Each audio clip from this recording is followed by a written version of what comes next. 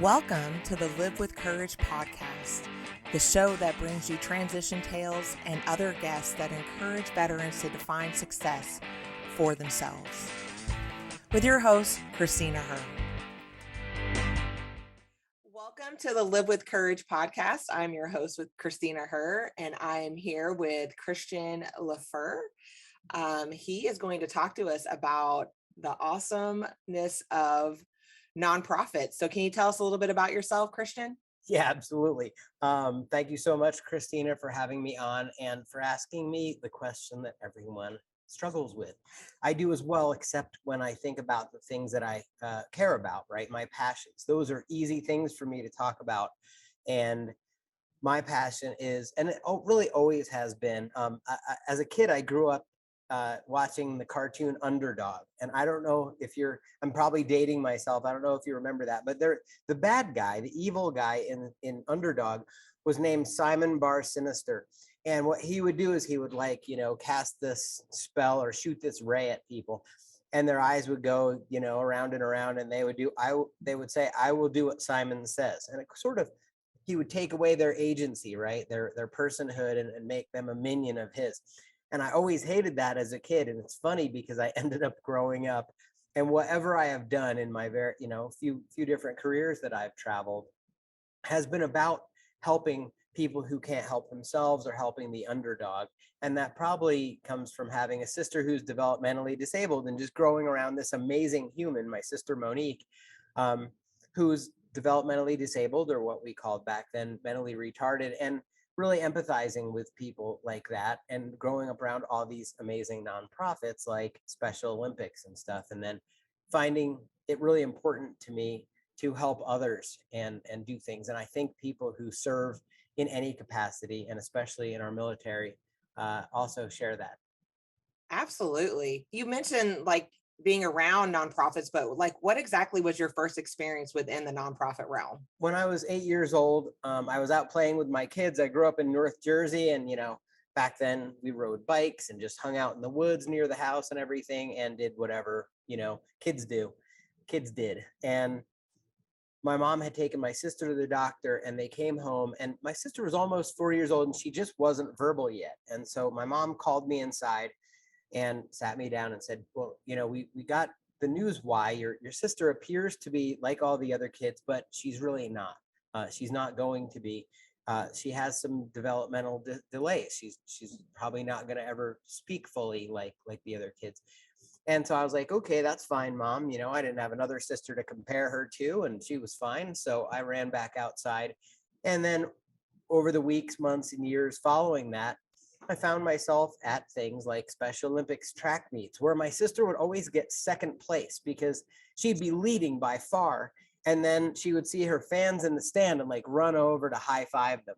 And then the other person would blast by and she'd catch up at second.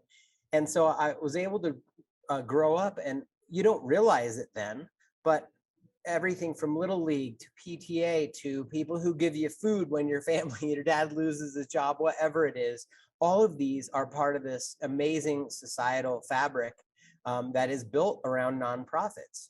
And the government often does its own work through nonprofits, not through Red Cross is a great example if we're thinking of the military. They interface with these organizations that have a passion to serve in some way.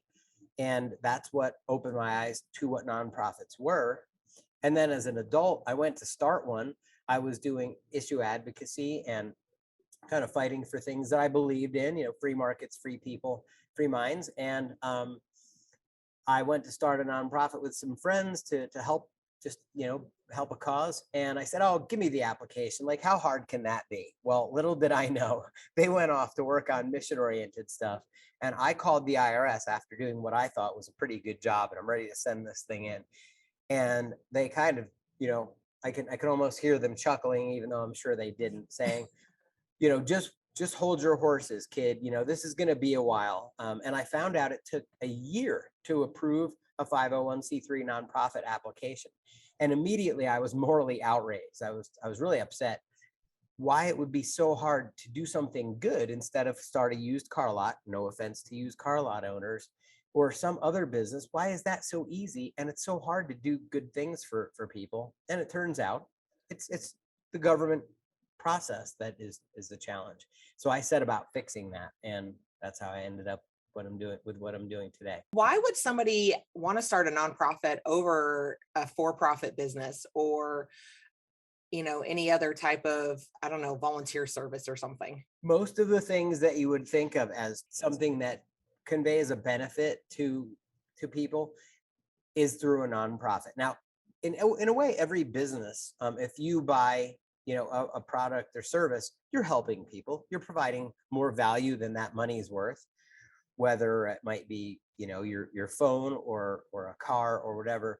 It's sort of inherently good to provide people with things that make their lives better and help them do something without manual labor or what have you.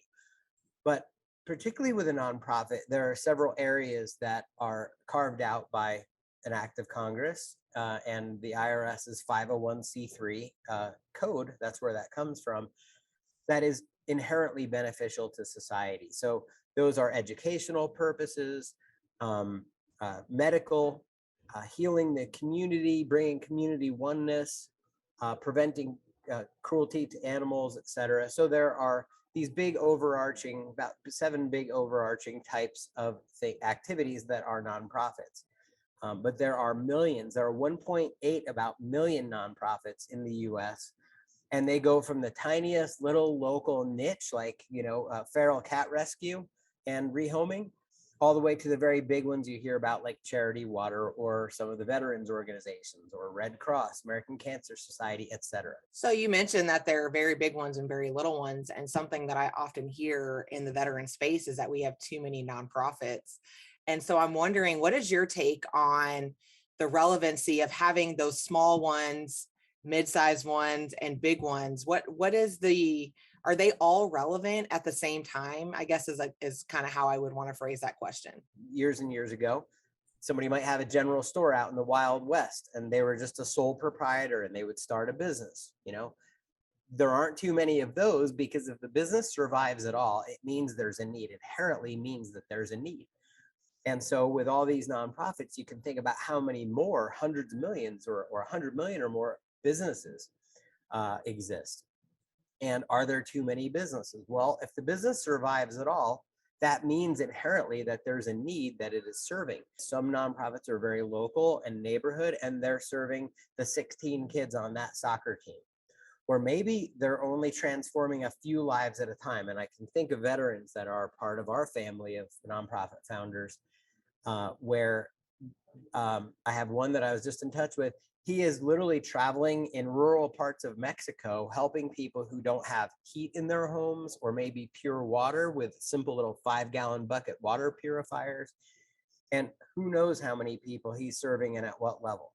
But all I know is that you can put a lot of 5-gallon buckets with this simple filtration system into people's huts in a village and serve a massive number of people with a very small amount of money, and just one person fixing his own truck and driving these almost non-navigable roads to help these people. And that just makes me feel great that somebody like that would find a lot of challenge kind of mounting an effort to put all of the massive amounts of paperwork together and then maintain it on top of that. So it sounds like nonprofits are a really good way to kind of either continue your purpose that maybe you might have found in the military, or maybe you have another purpose or passion that you have for helping a certain type of individual, or with a certain type of need that you have found, that this is a way that you can do that instead of, sitting in a cubicle or what other job that you have an opportunity of finding. Why is it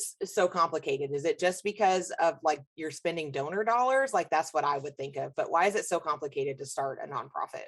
So it would make it challenging for the maintenance, and it can be, if it was just about managing the money and kind of having reportability and transparency to the donations. That's kind of what happens after you start the nonprofit, and that can be made pretty simple as well.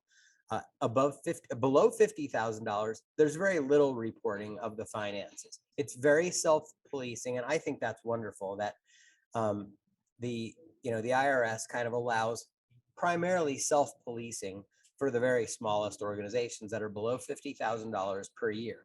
We file that paperwork at the state level and the federal level. State level is kind of, hello, we're still alive, our corporation is still going, and that needs to be done annually. And then the IRS, below $50,000, we file essentially what's a tax return with very minimal information. Above $50,000, it becomes more of a corporate tax return. And so you should have a basic bookkeeping program or a really good spreadsheet and bank downloads. But winding back to why is it so hard to start a nonprofit? It's because there are provisions that are more complex than starting a business.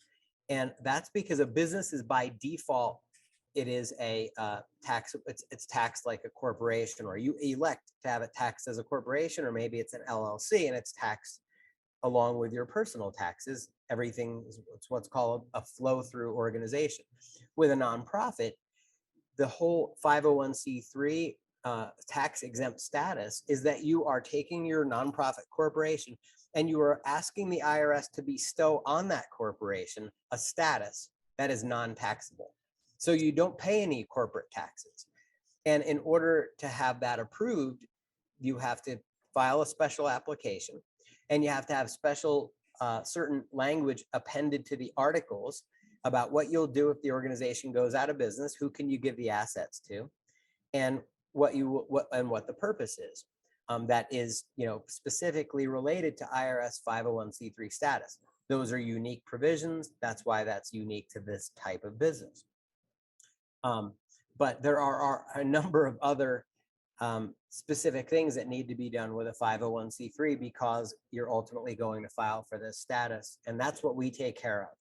All of those things, the bylaws, the provisions for the bylaws, since a nonprofit does not have shareholders like most businesses or owners like an LLC, you have to have a really solid process of succession for the board of directors because the board rules. That's who runs the organization. So you start adding up all these little things, and there's what I estimate to be about 26 discrete steps in the process of starting a 501c3. And really, do you learn how to build a car to drive it? Heck no. You just get in the thing, and if it's a decent car, it's just going to go down the road. You have to do some basic things to maintain it. It's very much the same thing with a nonprofit. What we do is provide that vehicle for you to get in, turn the key, and get to where you want to go with that, and receive donations from people, and have those donations have the other special financial quality to them that is kind of the other side of that income tax status. And that is donor deductibility. The two primary fiscal reasons, at least, that you would start a nonprofit is A, you don't pay any income tax. You can also get relieved of state and some other taxes as well. But one of the main reasons to start one, the other one, is the donor deductibility. If someone gives you, if they make, $169,000 or whatever that tax bracket cutoff, where it goes way up to like 38%. And by giving you $5,000, they'll save $20,000 on taxes. Well, then that's why people give tax deductible donations at that particular level. But what I love is that people want to give that. Yes, they want the deduction, but what they do is they really want to give this money to make the world a better place and to feel like they're giving back, because don't we have so much in this country to be thankful for? Oh, absolutely. So I noticed on your website that there's something called the 5 stages of the nonprofit life cycle. Can you tell me a little bit more about that? Yeah, at Instant Nonprofit, we try to break things down for people and just make everything, as simple as possible, because like anything in life, you have differing levels of complexity, and it's great to know the big picture, but you want to break it down and go, okay, well, where am I? Let me look at this map. And so the 5 stages of the nonprofit are the seed, and that's kind of, that thing that's kind of burdening your heart, or somebody's like, hey, you're really helping these people. Have you ever considered doing this as a full-time thing? And that idea and that heart that you bring it, the experience, all that stuff, that's mostly that seed stage. And what happens then is you get an idea, is this exempt? Somebody calls us, and then move into the startup stage. That's the second stage. And that's where You want to create an entity, you want to create some structure around this legally, and that is the startup stage. We do all of that stuff for you. It's completely done for you process. Stage 3 is systemize. So you want to basically put some systems in place. You need to have an email. You need to set up, things so that you can communicate with people, collaborate a little bit with organizers and volunteers, maybe have a website, maybe be able to collect a credit card online. So you want to create systems so that you're not having to drive across town for $5 and you have a way to organize all of the work, because you don't want this to become overwhelming. So we can help with that as well. Stage 4 is scale. And that's where, okay, you got your basic systems up and running. And now you're going to have an event. You're going to raise some money. You're going to ask a couple of volunteers to help you. And you move into that stage. And then stage 5 is basically avoiding what we call founder syndrome. You've gotten big, you're making a difference, and things are the machine is kind of chugging along and things are working, but you don't want this to rule your life. You don't want to get to where you can't enjoy time with your kids and grandkids, etc. And that's sustainability. You want to have this thing be sustainable, just like in the military. You're going to raise up leaders from inside your ranks, preferably, to help you do that work. And so that's the 5 stages of the nonprofit. So there are a lot of different lawyers and others out there that are trying to help individuals with starting nonprofits. I've seen quite a few come across, like my Facebook and stuff. What kind of sets you guys apart from those other entities? Well, for one thing, this is all we do. And as you know, when you specialize in one thing and become really ninja good at that, you're able to see around corners a little bit when something strange happens, like when the state of California decides we're going to go from taking electronic signatures to not doing so for some weird reason. Or in Washington State, they suddenly decided this year, in January, to only accept nonprofit and corporations by mail. Now that's going backward in my book. I don't know, but from the kind of bureaucratic oddities of dealing with the various states, and then within those states, you might get a different result from one clerical worker to another, to understanding some of the nuances of what is needed, how much is important, and how much is not important in the amount of information that we give the IRS for your application. And people get very caught up in that because they're like, it's the IRS, I need to give them all this information. Well, we do this so much that we know exactly kind of the Goldilocks formula, not too much information, not too little. And so, and then we make this super easy for the founder, because our process, I'll give you an example. If a lawyer, who is usually, very few lawyers do nonprofit work exclusively, but at instantnonprofit.com, this is all we do. We set it up so that the majority of our customers get completely all the way through the process from A to Z in about 30 minutes of their work, believe it or not. The IRS says it'll take 20 to 30 hours. But we have been able to ask these questions. First of all, you're only putting your name in once and all of the other information once on one form versus 10 times. And then we know exactly how to ask these questions and walk you through that process so that you can just drop that information, and then we are able to pick it up. And if we have to stay on hold with the IRS for 172 minutes, which is one of our staff record from last week, that's exactly what we're going to do. We'll get some other things done while we're on hold. But most lawyers are sticking this in between a real estate deal and a divorce or whatever else it is, doing their practice. They don't know how this works really. And the longest I ever saw someone take to get their 501c3 was 35 months, just 1 month short of 3 years. And wow. The attorney who was doing this pro bono, but no amount of time is worth that. I mean, simply checked an incorrect box at the very beginning of the process, and then didn't realize how seriously the IRS was going to take that, and didn't definitively just close that door by going, oh, I see what's wrong here. And that took months and months and months, almost 3 years. They lost a lot of donors. Their directors got frustrated, several quit. And of course, their volunteers and all the momentum of the organization gets lost in that case. It gets lost if it's even 6 months more than it should be. So we typically, for the larger nonprofits that are above $50,000, they estimate to start. Most are below that, or if they don't know, they can qualify for our express package, which is that very fast 20 to 30 minute process. which also costs about half of what the larger nonprofits cost. The larger nonprofits can take 4 to 6 months, but that's much faster than the average of 1 year for a larger organization to get that IRS approval. And the last thing I'll say about that is it's risky. We have a 100% IRS approval guarantee. If there's just not the case that we're not going to get it approved. And the reason we're able to kind of make sure that that's the case is we know on the front end if someone is doing an exempt purpose or not.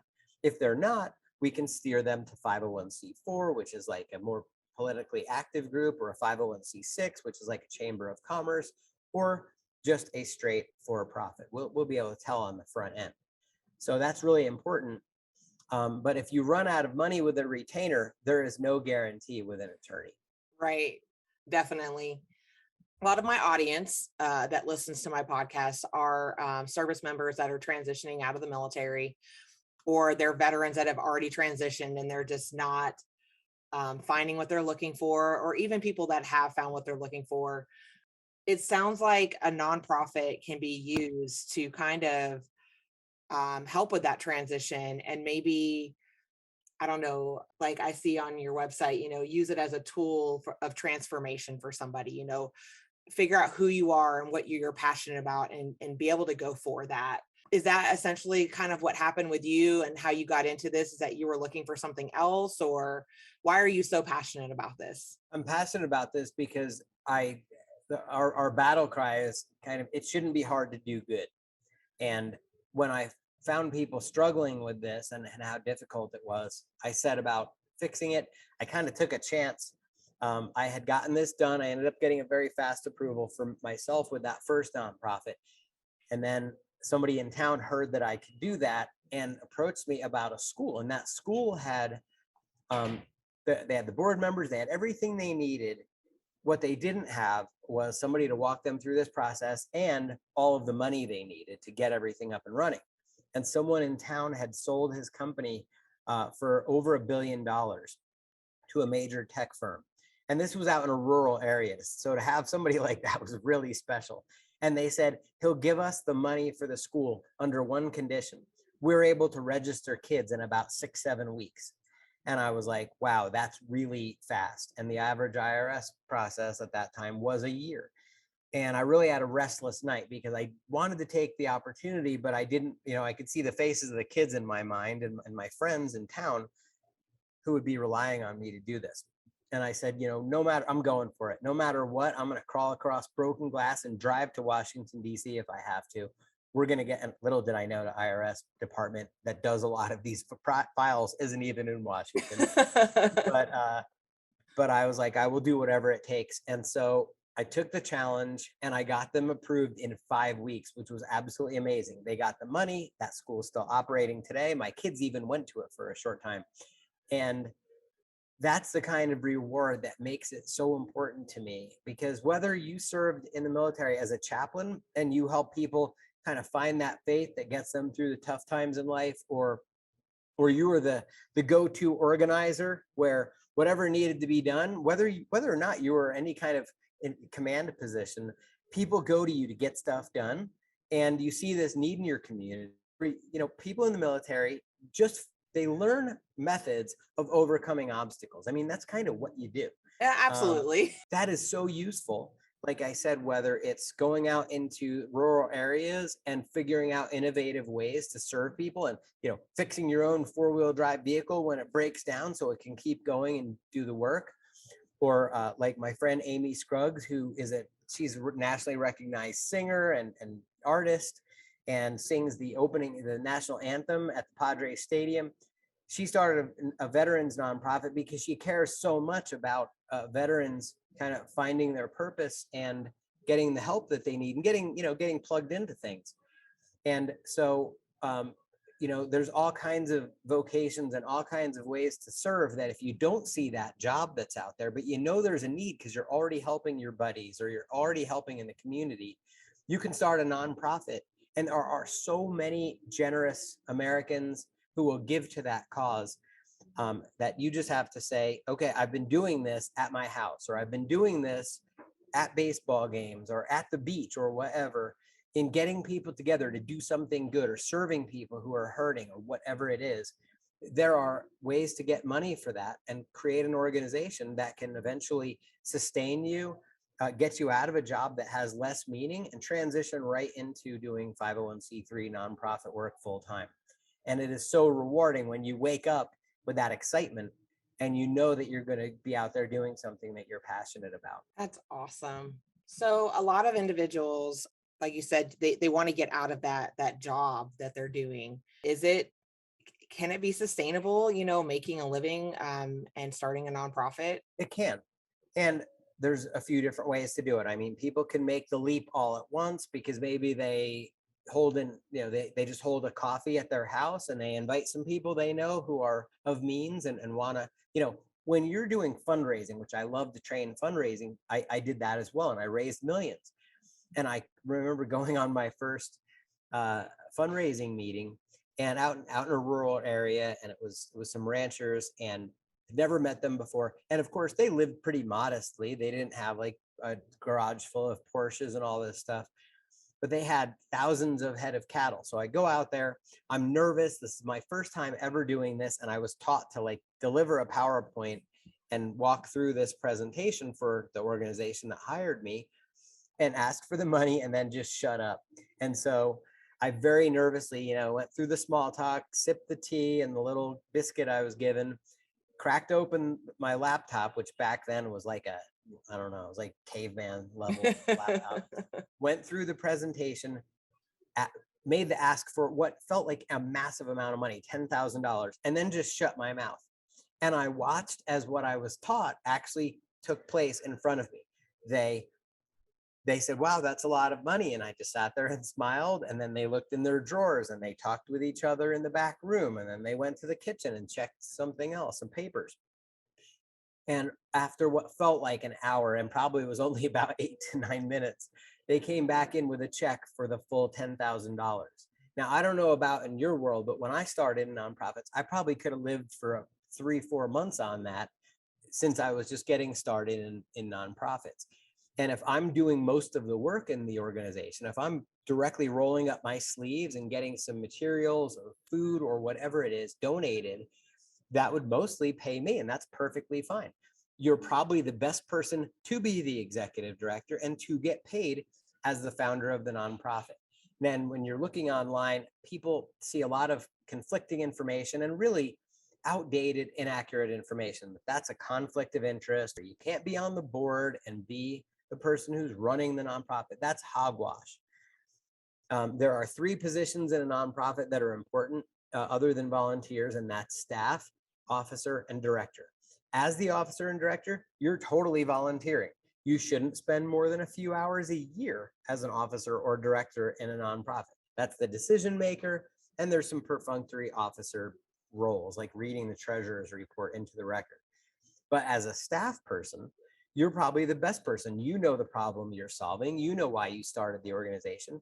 So collecting a paycheck as a staff member is absolutely okay. And we provide something called a conflict of interest policy. Super simple. And once you understand that, you know how to draw that line, very simple line, between what is officer and director work and what is staff work, and how to not you don't vote for yourself when you hire for that position. You rely on the other board members to vote for you, etc. So a lot of things that appear out there on the internet, this is an industry that classically has attorneys and accountants all over the place. And so things are written in this kind of stilted and complicated language that sounds like everything can be very scary. And it's our job to have people fully understand what they're doing without it sounding complicated or scary, because if it really was, no one would start a nonprofit. And as you know, the military is probably one of the most complex organizations on the planet. And it's very, very effective at what it is there to do, because everybody understands the rules, and the rules are kind of laid out for you based on your position. And it's our job to do that just the same in the nonprofit in a much simpler way.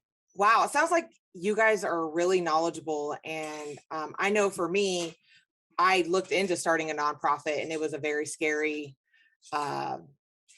space for me. So I ended up not starting a nonprofit and starting a for-profit business.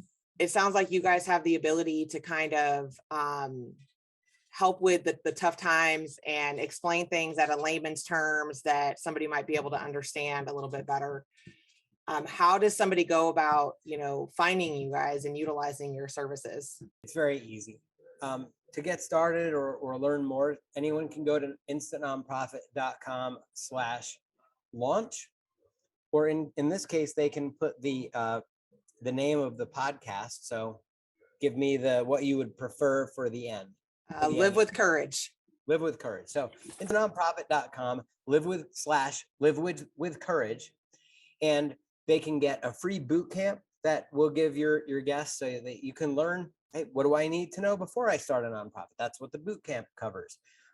They can look at our launch packages, which range from $677 plus government fees to $6,000, depending how much you want us to roll up your sleeves and do it for you and create, add on a fundraising plan or some of these other things, but you can add some of those things later.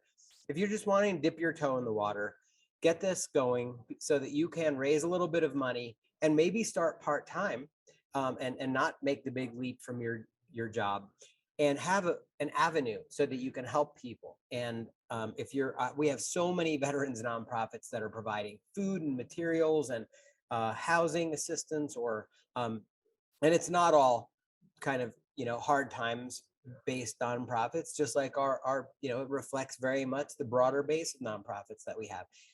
You might start something that helps people through, mindset and preparedness and leadership.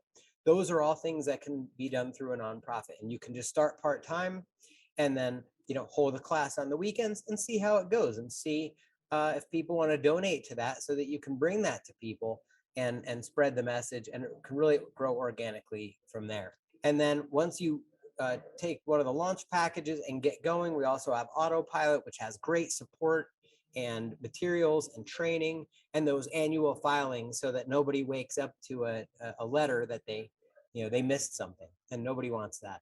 That is very generous of you to offer that to my listeners. I really appreciate it. There are so many of us in the veteran community that want to have a purpose when we leave the military, because in the military we have a purpose and we have a very big servant heart. So I really appreciate that. I'm going to let you have the final words for the podcast before we sign off. So do you have any final words for others, maybe something inspiring or something that might make them feel a little bit better about starting a nonprofit? Yes, I mean, I would say that this endeavor can be, right? If somebody feels called, and if you've had that kind of pull on your heart, and you in fact mentioned having it, it's important that you listen to the call, right? And you can do that from the practical to the tactical to the strategic, and even on up to the spiritual, because we all have those moments especially as we grow older. I paid a little extra for this right here, and you start looking at what is the meaning of my life? What am I going to leave behind when I move on, or when I'm too old to roll up my sleeves and get out there in the street? And you just at least want to answer that question for yourself and be moving toward that, even though we all have to pay the bills. We all have those daily obligations that we have. But there's the hero's journey, and I always walk people through that in our trainings, because we're all on this hero's journey. And there's the awakening and the call to action that we often resist, and then the adventure and the hard times. But through the pain and through the the suffering and the miles and slogging through things, there's a transformation that goes on in us that we really end up wanting to bring back to others. And I really feel, I've had family in the military, and one, for example, started out a little challenged in life, right? Didn't have great parenting, and really loved the structure that the military provided. And when he got out, he struggled mightily without the structure. And I wish someone was there for him to say, hey, here's how you can implement this. Here's how we can help you with this. So I would just say, answer that call to action and be the hero in the story, and it will come back to you in eternal and ways that are right here